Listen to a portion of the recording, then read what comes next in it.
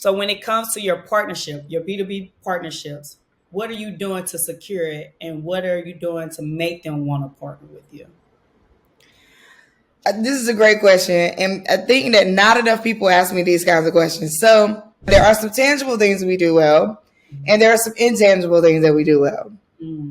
Now, your corporate partnerships are a little different because they don't often commit to like multi-year. So they'll do like they work with you, they like you, they'll come back and work with you another year. They work with you, they like you, they'll come back and work with you another year. Unless you're working with strongly on their impact side or their foundation side, and even then, sometimes they don't do multi-year. But multi-year partnerships is largely, in my opinion, a philanthropic thing that has to do with like when you answer an RFP and you get a grant, or you go to a family office and you get a grant. Corporations can be interesting. Some of them will give you multi-year. Some of them will be like, no, we're just going to give you a year. It'll be a year grant agreement, but it's like, that's a year. If you don't knock it out of the park in this year, we may not come back. Yeah. If we change our minds in this year, you may not get this again. So I think like, and corporations change their mind at any moment, honestly. I mean, everybody with money, the family offices too. Like 1 year, they're like, oh, we're going to double down on creating this. And next year, they're like, oh, no, actually, we changed our mind. We're going to go over here. Or, hey, we figured out we need to narrow in. So funding is fickle, and they change their minds all the time. Mm-hmm. So don't worry about that. That's number one. Don't worry about funders changing their mind. That's going to happen. I think when it comes to like how we secure them, there's a couple of things. I'm a systems thinker, so everything is on a rhythm. So when people come to work for me, when they work on the impact team, they typically get trained in an entire spiel. How to talk about what we do, how to talk about the impact, and then you role play it. It's not just like, oh, here's how to go talk about, go ahead. No, you role play it, and if it's not with me, it's with another impact team member. So like the newer members don't necessarily get to role play with me, but they role play with people that I role play, they role play with me, right? Mm-hmm. So first there's that. Then what we do is we get to paper quickly, meaning like, dang, I'm giving you my secret sauce. So then you come in, we meet with you, we move straight to follow up. We don't, we on it. Like we on it with the follow up, and follow up to the cows come home. Mm-hmm. And then you just get better at knowing what's BS and what's not. Mm-hmm. So the tangible things are, have a call, communicate well what you do. Also, don't be for everybody. Mm. We want money. Everybody needs money. But at the end of the day, if they're not feeling you, it's okay. You thought I was feeling you? This is a value exchange in this partnership. Yeah. Right. And if we're not value exchanging, then we're not the best fit for each other. So don't be so ready to get married on the first call either. It's a dating situation. You go in, do you like, how they work, how you work? You might run into some people that are really not good people, but got a lot of money, or they want to treat you bad, or they want to like overwork you, but they got a lot of money. You got to really be careful about those vampire type funder relationships. Mm. So when I come into the call, I'm being my authentic self. And that doesn't mean like I'm not in there cussing and like I would with my friends or nothing. You know what I'm saying? But I'm listening intently to what they're saying. And I'm gonna add value immediately. Mm-hmm. Like I'm not gonna wait to add value. The value don't come from when we execute. The value is not from when I get the contract. That's not what the value starts now. The value starts immediately. So I started making your workload lighter while we talking. Yeah. Ooh. That's the key. Like when you start, I'm going to problem solve with you just like I would coach anybody else.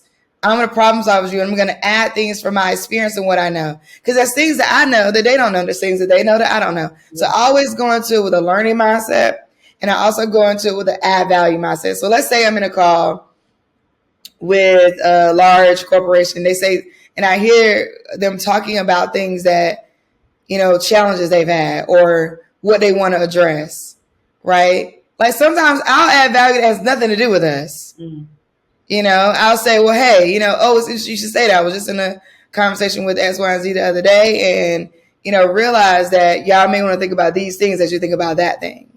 Mm-hmm. right? And then they're like, oh, thank you. You know what I mean? And I'm like, but as far as BGV is concerned, yada, yada, yada. Like, you always got to, it's a lot of this is media training. You got to bring it right back. You got to have your sound bites and you got to bring it right back to what your organization or your company does well.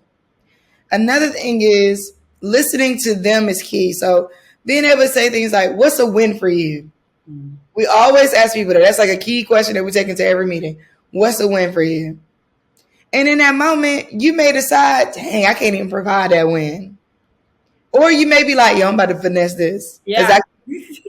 I could get there. There you go. I'm about to finesse this and I'm going to figure out how I can get in this win. And then, because I might not have the tools right now, but they give me the money, I can get the tools. That's one of the things about Black women and women founders. One of the things about women founders is if right now you say, Omi, I really need to lay some fiber optics in the middle of the country because not everybody has Wi-Fi. Do I have access to that? At this very moment, yeah. I don't know. I might, So, but one thing's for sure, honey. If you give me $2 million, I'll go figure that thing out, and you'll have the best fiber optics laid out that anybody has ever seen, honey. Okay, that internet will be running all up and through the middle of the country, and people will have internet, and you won't know the difference. Yeah. So I think that, and it really, again, that's way outside of what I do. But I'm just saying, like, you don't want to go too far. You don't want to go mission creeping where you're like, you lose yourself, because that can happen. You can lose yourself trying to get funding. So I try to stay grounded in what I do and what I don't do. That's one thing. And when you do that, you'd be surprised.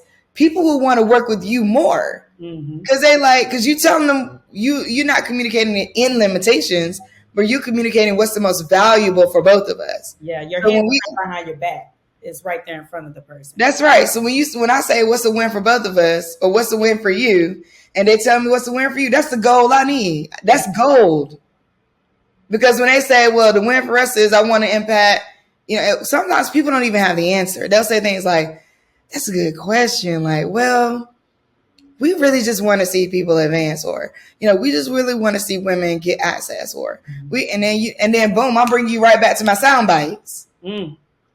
Because at Black Girl, I don't care if you say, you know what, it rains a lot and we need umbrellas. I'm like, well, at Black Girl Ventures, we are in the business of producing really amazing umbrellas. You know what I mean? Like, we believe in sustainability, so we just take grass and turn it into shelter. Yeah. You know what I mean? Like, you got to know your company inside and out so that you can play with that conversation, because that's the key. Now, okay, so boom, conversation goes well. Also, tell a joke. That, a joke that's the innocent one that's not offensive. Tell a joke. Be light. Be confident. Like, people can read that just immediately. Whether or not if they like you, they will figure out how to work with you. Yeah. If you're an introvert, figure out your skill. Right? It ain't got to be like nobody else's. But the commonalities is the key. You got kids, I got kids. You took a shower this morning, I took a shower this morning.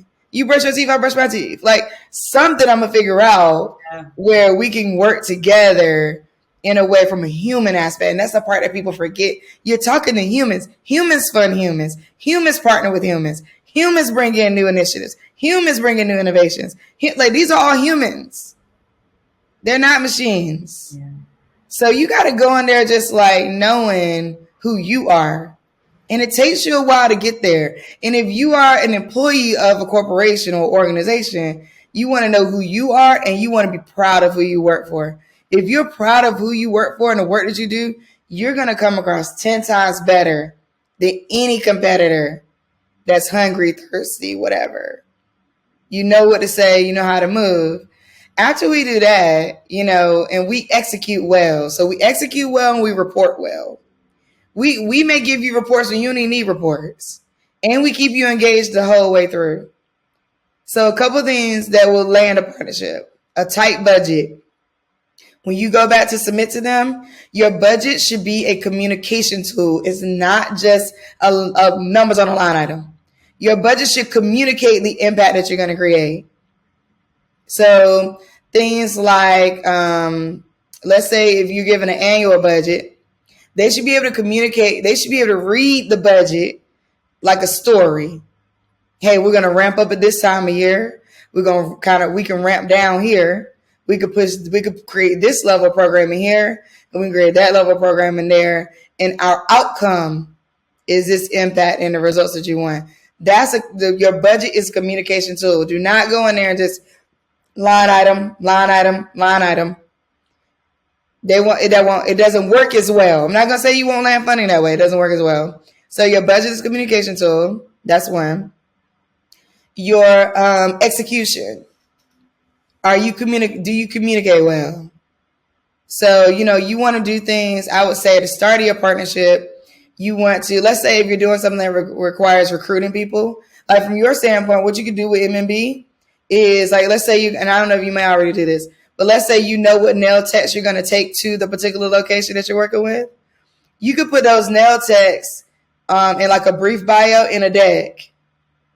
And then what you do is before you go, you give them a visual of what you're about to do. Right? And you lay it out. And you co-brand it. You brand it with your stuff and you brand it with their stuff. And then when they open it, it's like, here's your nail tech experience. Here's going to be your spa experience for the day at XYZ apartment complex. They open it up. They see all the nail techs. They got a brief little 2-liner about them. And you can even do quirky things with that.